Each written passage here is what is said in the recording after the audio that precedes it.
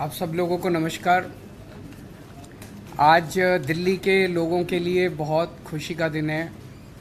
अभी थोड़ी देर पहले मैंने और एलजी साहब ने मिलके लगभग 400 ई बसेस का इनॉग्रेशन किया। 400 ई बसेस आज और दिल्ली की सड़कों पे उतरी हैं। इसके पहले 400 बसेस ऑलरेडी दिल्ली की सड़कों पे चल रही थी, तो अब 800 इलेक्ट्रिक बसेस बिल्कुल modern air conditioned buses Delhi की सड़कों पे चलने लगी हैं।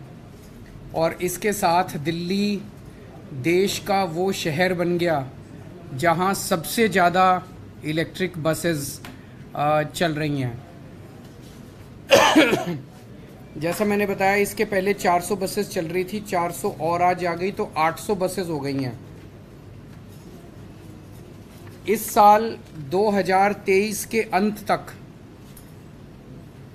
हमारे पास उम्मीद है कि 1900 इलेक्ट्रिक बसेस सड़कों पे आ जाएंगी।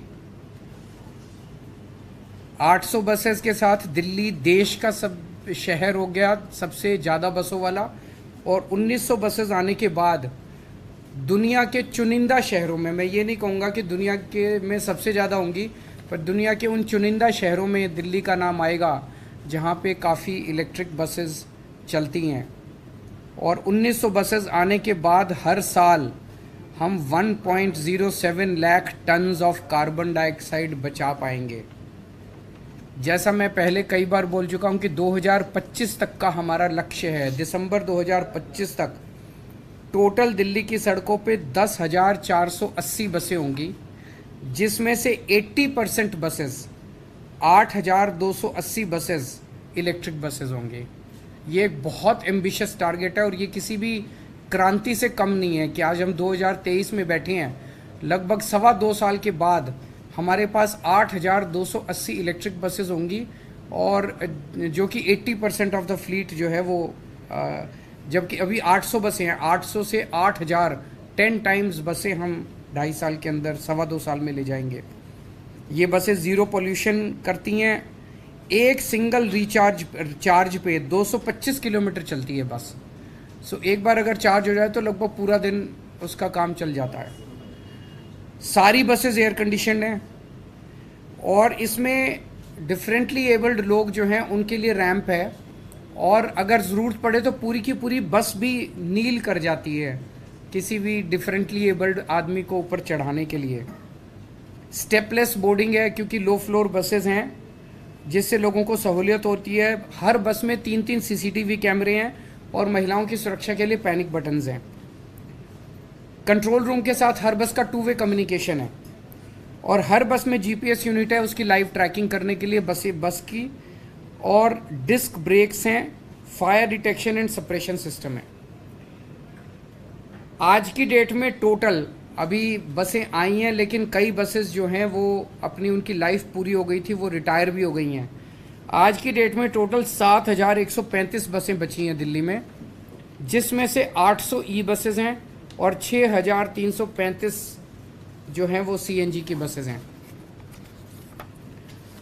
इसके थोड़े से फाइनेंशियल्स के बारे में बता देता हूँ, काफ़ी कन्फ्यूजन चल रहा था। 921 बसें हमें केंद्र सरकार की 921 बसों पे सब्सिडी मिल रही है। हर बस पे 45 लाख रुपए की लगभग हमें सब्सिडी मिलेगी, और 921 बसों पे मिला के 417 करोड़ रुपए की सब्सिडी मिलेगी।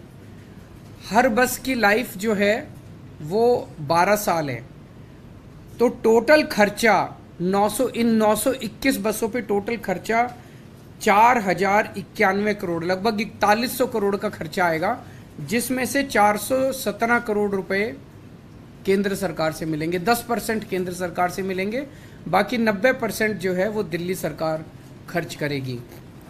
तो 8,200 बसों का जो हमारा टारगेट है, उसमें से 900 ये और 300 बसें पहले, 1,200 बसें हमें केंद्र सरकार की सब्सिडी से मिलेगी, और बाकी सारी बसेस हम अपने पैसे से लाएंगे। हमारी तो केंद्र सरकार से गुजारिश है कि जैसे इन 1,200 बसों पे सब्सिडी दे रहे हो, बाकियों पे भी सब्सिडी अगर दें तो अच्छा रहेगा। हम उनका शुक्रिया अदा करते हैं कि इन बसों पे भी दे रहे हैं, औरों पे भी देंगे, हम उम्मीद करते हैं। केवल बसें खरीदने से काम नहीं चलेगा, इसके लिए पूरा इंफ्रास्ट्रक्चर तैयार करना पड़ता है, क्योंकि अलग किस्म के बस डिपो बनते हैं जहाँ पे रिचार्जिंग होती है।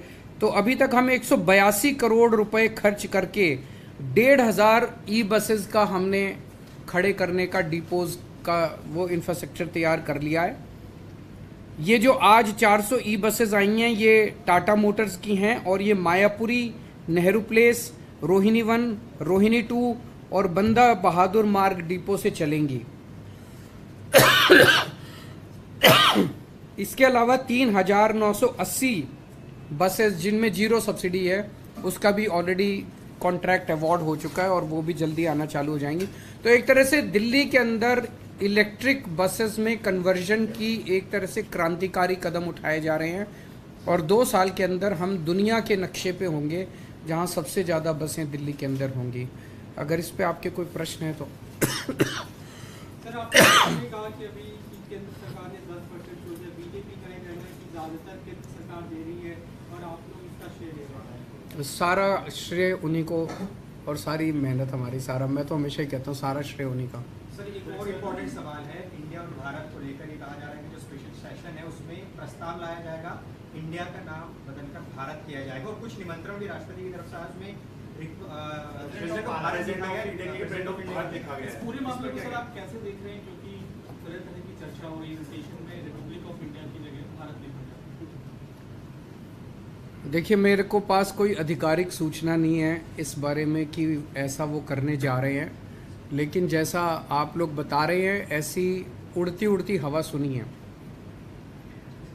ऐसा क्यों किया जा रहा है, ऐसा कहा जा रहा है, इसलिए किया जा रहा है क्योंकि इंडिया नाम का कई सारी पार्टियों का एक अलायंस बना है जिसका नाम इंडिया है।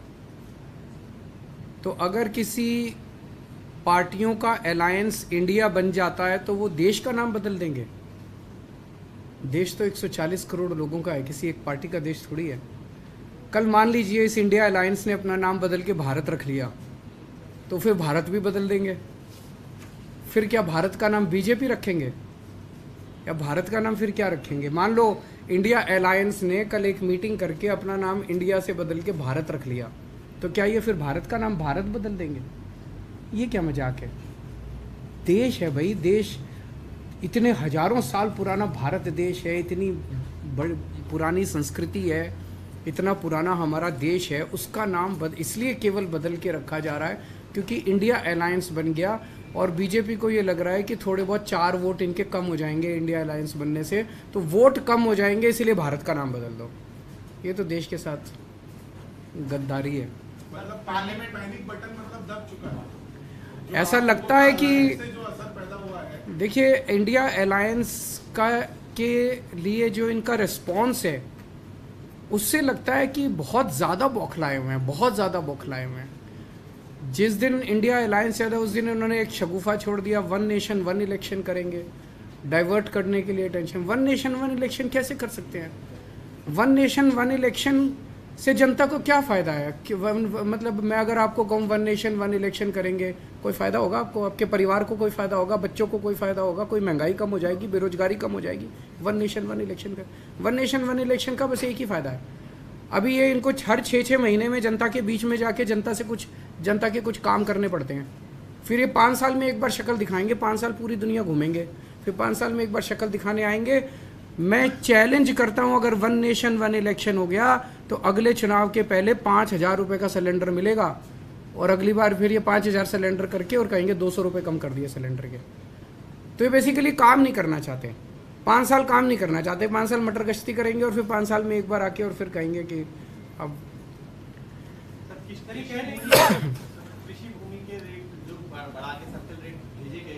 उसमें एलजी साहब ने कुछ क्वेरीज लगा के भेजी हैं, जो भी उनकी क्वेरीज हैं हम उनका जवाब दे देंगे। सर बसेस का मुद्दे पे चूंकि हम बात कर रहे थे, एक बहुत महत्वाकांक्षी योजना है मोहल्ला बसेस की, जिसके ऊपर काफी काम चल रहा था, लेकिन अभी जो ये कंसल्टेंट्स और फेलोज को हटा देने की वजह से जो आपकी योजनाओं पे असर पड़ा है उसमें वो भी शामिल है। तो मैं आज ही इनसे बात कर रहा था, मुझे लगता है हफ्ते 10 दिन के अंदर इसको लॉन्च करेंगे, हम बहुत जल्दी लॉन्च करने जा रहे हैं। सर एक बहस सनातन को लेकर भी जुड़ी हुई है जिस पर ये कहा जा रहा है कि इंडिया दल के जो लोग हैं वो चुप्पी साध में बीजेपी आरोप लगा रही है, इस पर आपका मुझे ये मैं भी सनातन धर्म से हूँ, ये भी सनातन धर्म से, आप लोग भी, आप में से भी कई लोग सनातन धर्म के होंगे। मुझे लगता है हमें एक दूसरे के धर्म की इज्जत करनी चाहिए। एक दूसरे के धर्म के खिलाफ बोलना अच्छी बात नहीं है, गलत बात है। एक दूसरे के, सबको एक दूसरे के धर्म की इज्जत करनी चाहिए।